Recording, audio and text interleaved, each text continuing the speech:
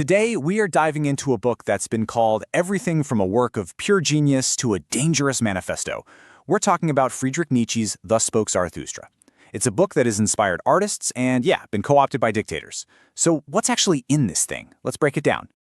This one line really says it all. It's a quote that Nietzsche's own sister used to describe how this book even came to be. It's a powerful reminder that we're not just playing with abstract ideas here. This is a philosophy that was forged in the fire of some really intense personal pain. And there it is, Thus Spoke Zarathustra. Now this isn't your typical dry philosophy text. Not at all. It's written almost like a holy book, like a giant epic poem. And according to his sister, pretty much every page is a direct reflection of his own life, his friendships, his dreams, and, maybe most importantly, his most bitter disappointments and sorrows. To really get what's going on in this book, you have to first understand the man who wrote it and the state of mind he was in. So right before he started writing, Nietzsche was just reeling from some major betrayals by his closest friends and thinkers, people like the composer Richard Wagner. He described feeling this whole horror of that loneliness. So in a lot of ways, this entire book is his answer to that feeling of being completely and utterly alone. So when you're in that state of loneliness, who do you turn to? Well, for Nietzsche, he just created someone to talk to. I mean, think about it. When he felt like literally no one in the real world could understand his radical ideas, what did he do? He invented a companion who could. He created a character to be his perfect friend, a mouthpiece to go out and preach his new gospel to the world. And this wasn't just some clever literary trick. Nietzsche actually said that the figure of Zarathustra had been popping up in his dreams since he was a kid. It's through this character that he would finally unleash his most revolutionary ideas, starting with a brand new purpose for all of humanity. And that brings us to the first major teaching in the book, and it's probably the one you've heard of, the idea of the Superman. This is the fundamental question Nietzsche is asking. If we're more than just here, then what's our ultimate purpose? What's the goal for all of us as a species? His answer was going to shake things up big time. Now notice the exact wording here. Never yet hath there been a Superman. That word yet is everything. For Nietzsche, this Übermensch, as he called it, isn't some hero from the past or even the present. It's a future goal. It's an ideal that humanity has just never managed to reach. Okay, so let's be crystal clear about this.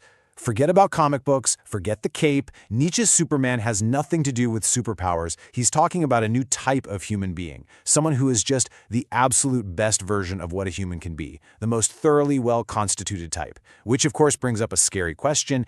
How on earth do you create something like that?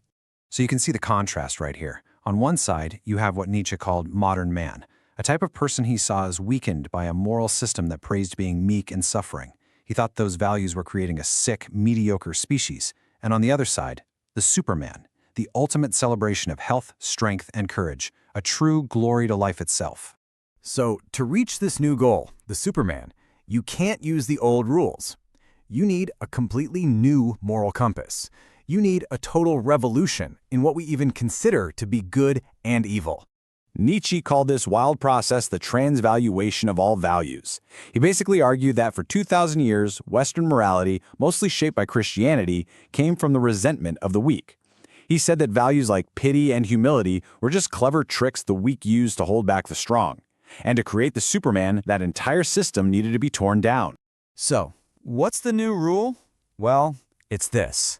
And it's simple. And it's brutal. All that proceeds from power is good.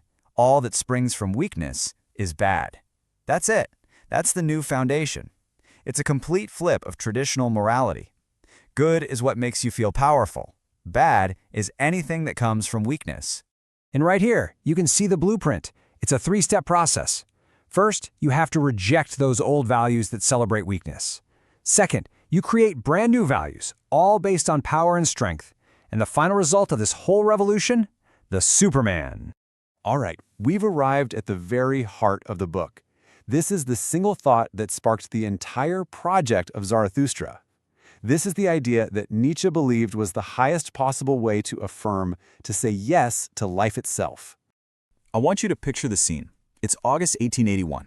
Nietzsche is hiking in the Swiss Alps. His health is finally good after years of being sick. He stops near this massive, pyramid-shaped rock. And in that very moment, the central idea of Zarathustra hits him like a lightning bolt out of a clear sky.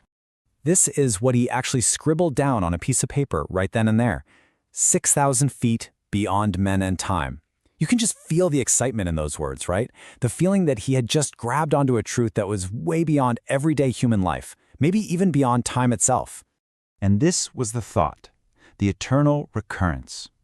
What if every single moment of your life, every joy, every pain, every tiny decision, every huge mistake, was destined to repeat itself in the exact same order an infinite number of times? For Nietzsche, the ability to hear this idea and not fall into despair, but to actually embrace it with joy, to want it to happen, that was the ultimate yes to life. That was the real test of the Superman. And so the book leaves us with this pretty haunting question. Think about your own life, right now, with all its good parts and all its struggles. If you were told that you had to relive it, exactly as it is, for all eternity, would that be a blessing or would that be a curse?